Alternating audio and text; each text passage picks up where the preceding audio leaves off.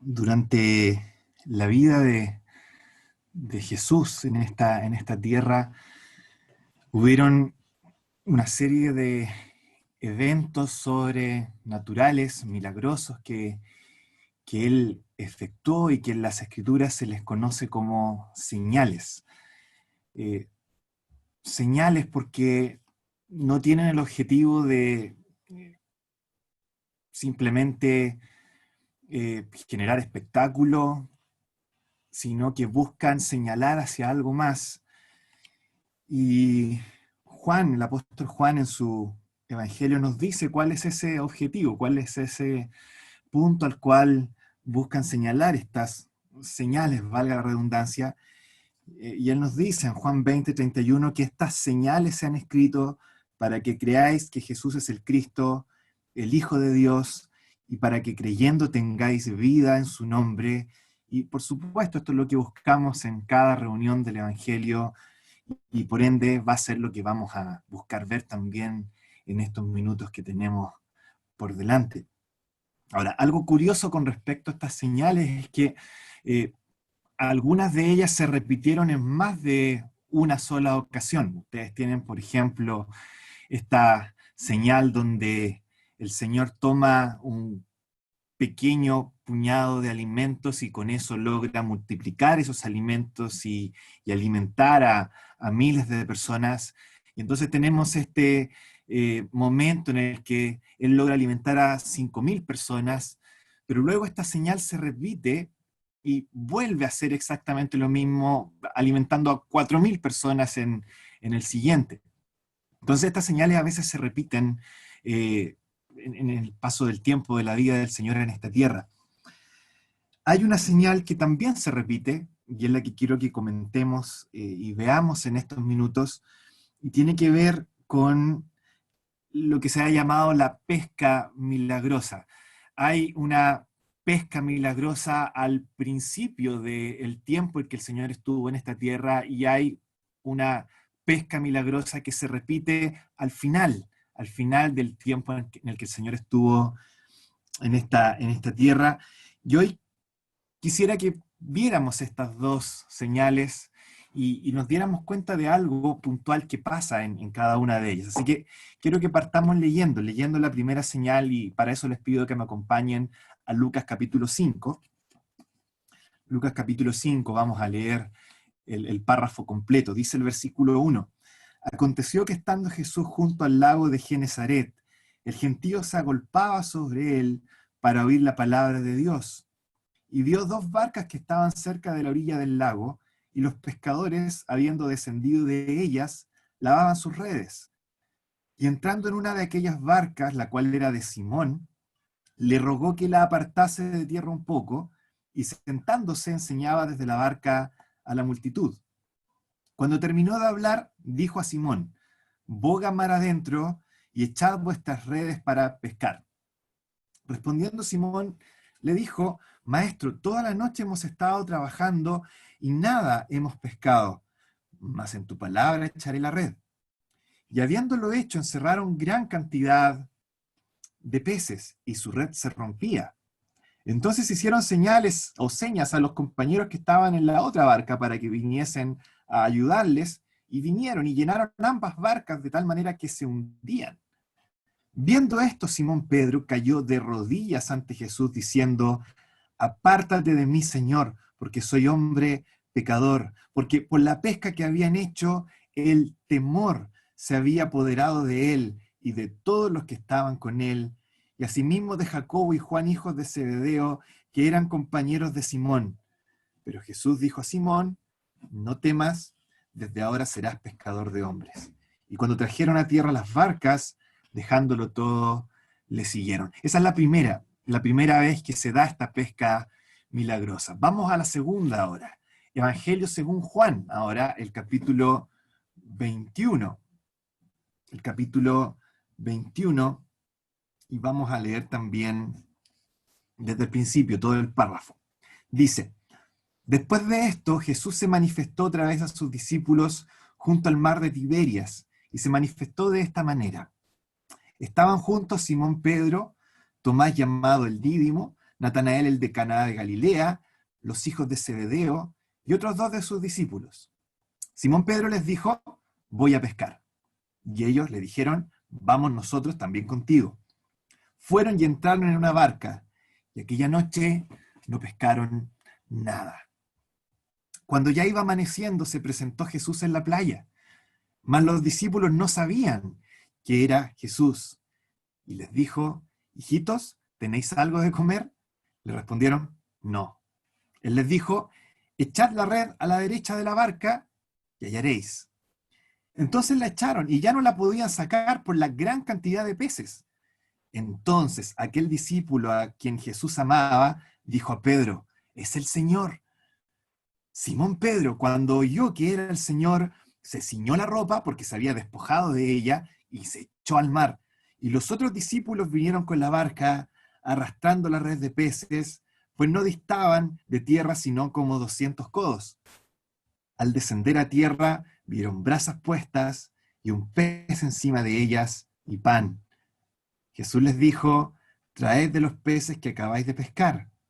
Subió Simón Pedro, sacó la red a tierra llena de grandes peces, 153, y aun siendo tantos, la red no se rompió.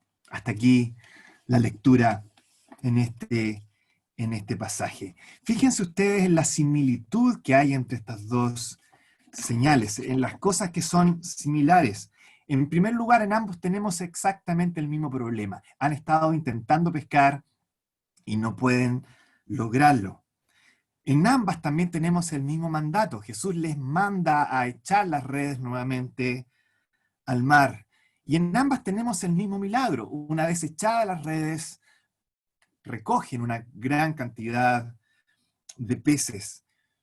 Pero en ambas tenemos una reacción completamente distinta en la persona de Pedro, Simón Pedro. En la primera señal al principio, Pedro responde aterrorizado ante lo que está viendo. Busca alejarse lo más que pueda de Jesús y le dice, apártate de mí, que soy hombre pecador.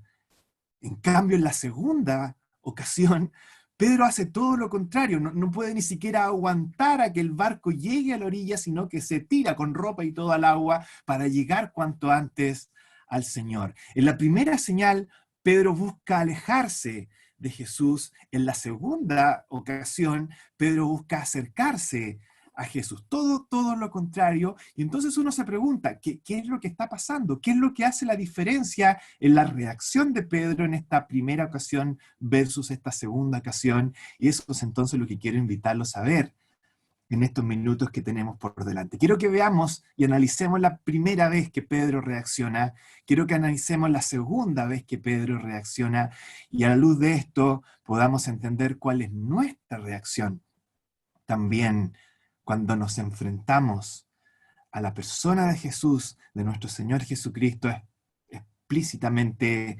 graficada en el mensaje del Evangelio. Veamos entonces la primera reacción de Pedro.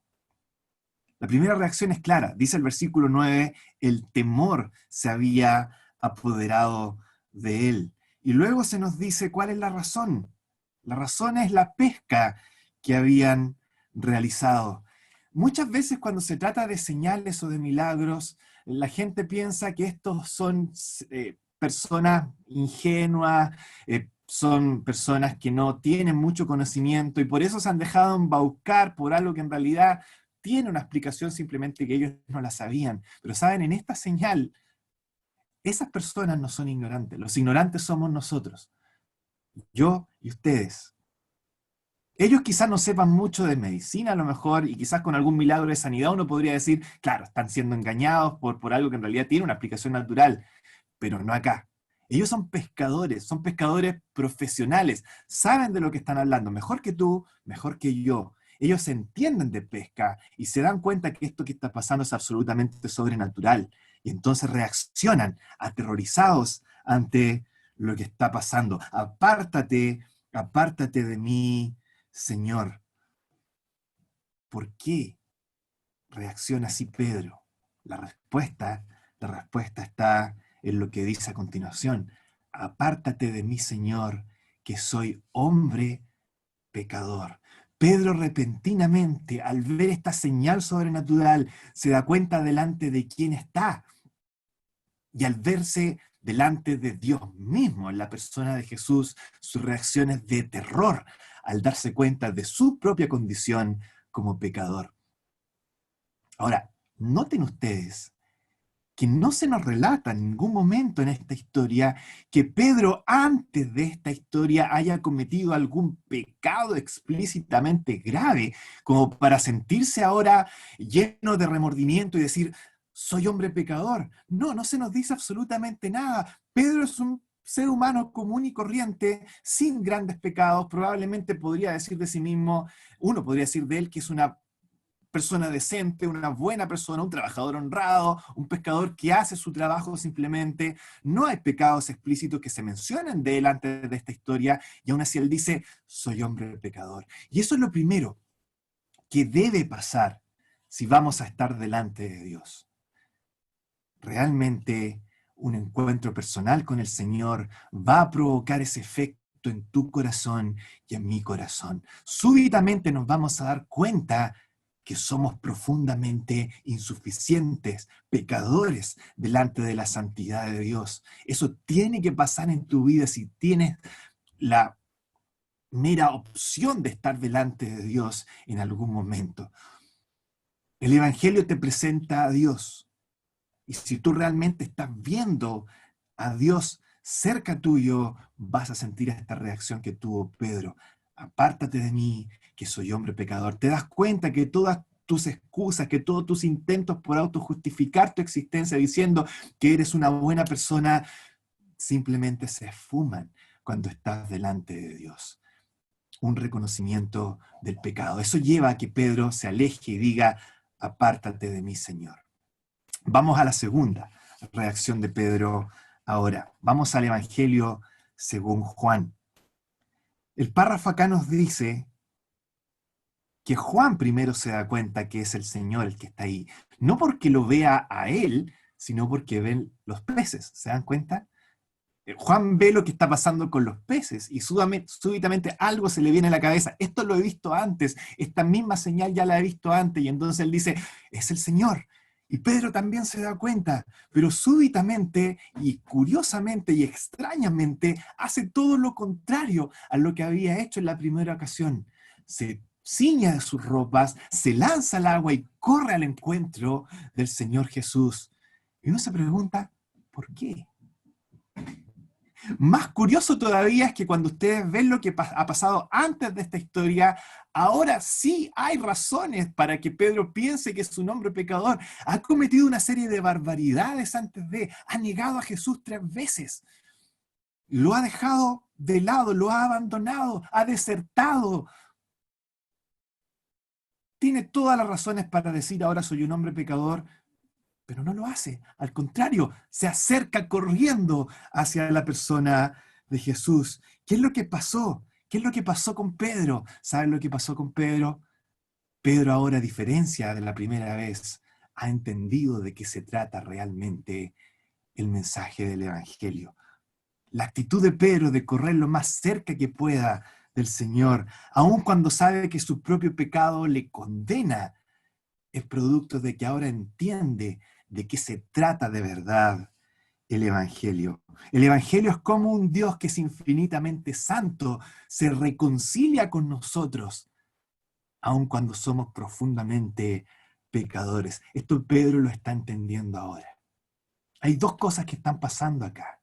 La primera reacción de Pedro nos muestra la primera de ellas, y es que no podemos acercarnos a Dios así tal cual somos. Somos profundamente pecadores. La santidad de Dios nos destruiría y nos consumiría en un instante. No podemos acercarnos a Dios.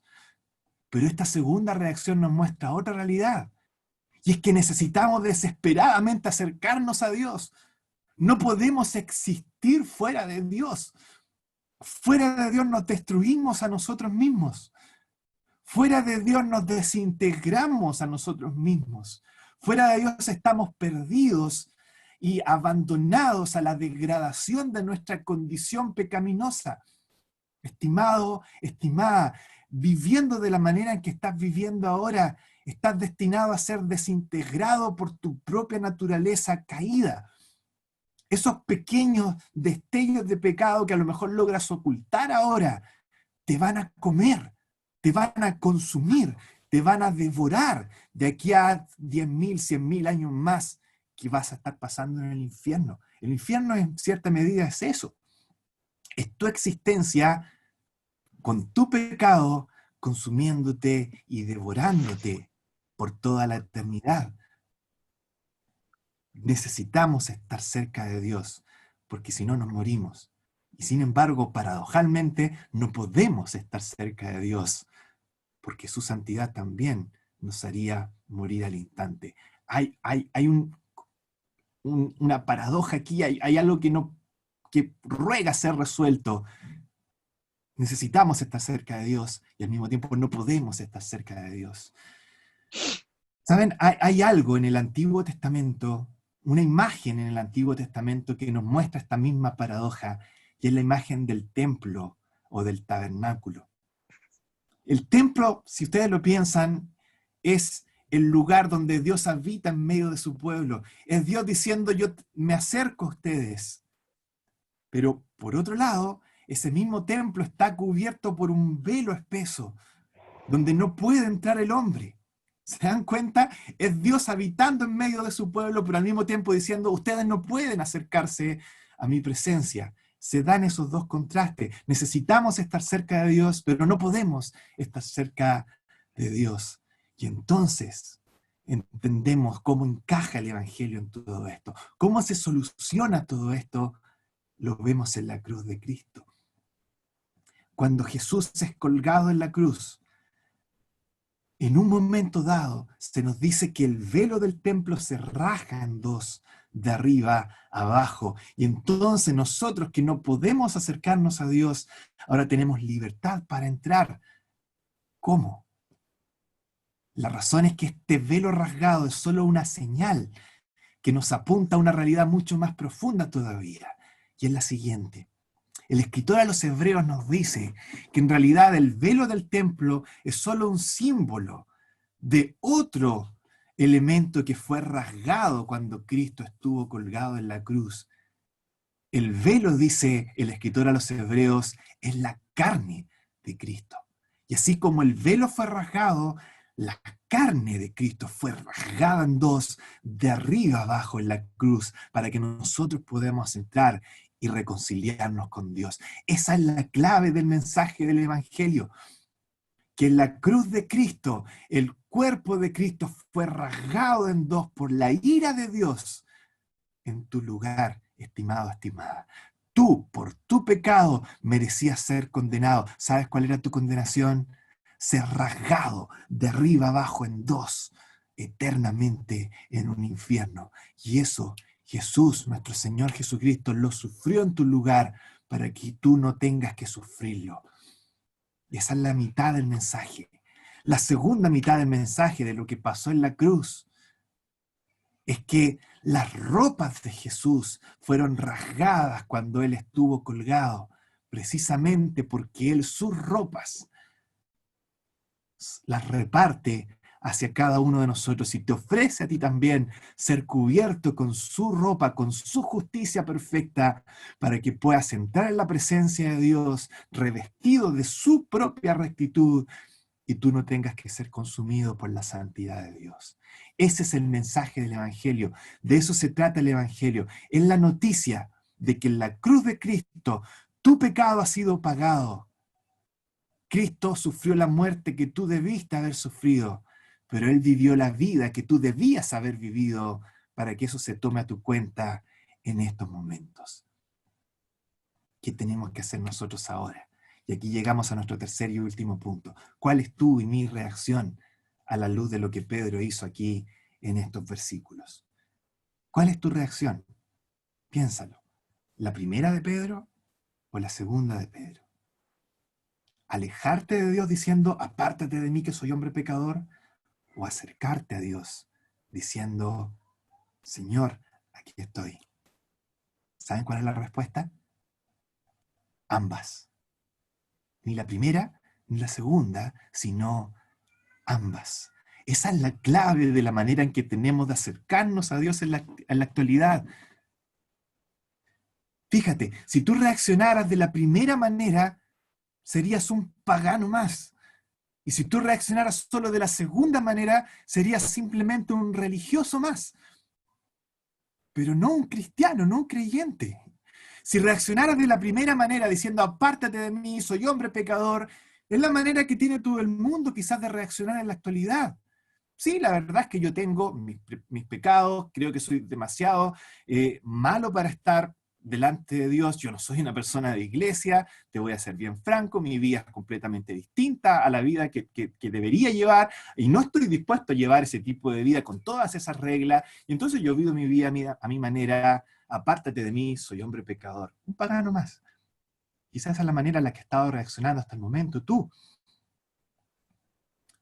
Pero si reaccionas de la segunda manera solamente, es simplemente acercándote a Dios, te transformas en un religioso, en alguien que dice, Dios, aquí estoy, mírame, soy absolutamente suficiente para estar delante de ti en base a lo que yo soy, en lo buena persona que soy.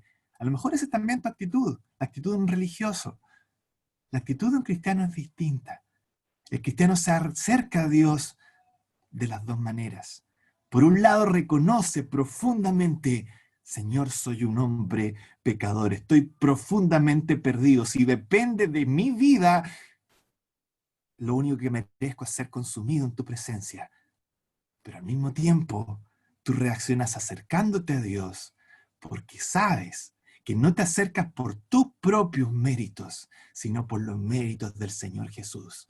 Tú te acercas confiadamente diciéndole a Dios, Señor, por mi cuenta y por mi propia vida no soy digno de estar acá, pero tu Hijo en la cruz pagó mi pecado y me ha imputado su vida recta, perfecta, y ahora yo puedo acercarme a ti y estar en tu presencia. Esa es la manera cristiana de acercarse a Dios y de tener una relación con Él. ¿Esa es tu manera de acercarte a Dios, estimado, estimada? Esa es la pregunta. Si no es tu manera, es momento en que te acerques a Dios de esa manera. Ni el pagano, ni el religioso lograrán estar delante de Dios. Ambos serán condenados en el día final. Solo el que se presente delante de Dios, vestido en la justicia perfecta de su Hijo, es el que podrá estar en su presencia. ¿Qué tienes que hacer para esto? Pedirle, pedirle a Dios que te revista de la justicia de su Hijo. Puedes hacerlo en este momento, orar a Dios, solicitándole, confesándole en primer lugar que eres un pecador, que no puedes estar en su presencia así como estás, que así como estás, vas rumbo a la condenación. Y ahora pedirle que esa obra de la cruz se aplique a tu propia vida para que así puedas estar delante de su presencia. Quiera el Señor que esa sea la reacción que tú tengas en esta tarde. Que el Señor te guíe, que el Señor te dirija a tomar la decisión correcta en este momento y no dejes pasar esta oportunidad, porque mañana puede ser demasiado tarde. Vamos a orar para terminar esta segunda parte. Nuestro Padre Celestial, gracias por tu palabra, gracias por tu evangelio, gracias por la provisión que tú nos das, gracias por esta manera que tú has diseñado de acercarnos a ti, gracias por la cruz de Cristo. Te pedimos que esa cruz que tiene poder, tu Espíritu pueda aplicarla a la vida de alguna persona que no ha aceptado a tu Hijo en esta tarde, que nos hagas apreciar también a nosotros más profundamente tu obra para admirarte más, para amarte más. Quedamos en tus manos agradecidos en el nombre de nuestro Señor Jesús. Amén.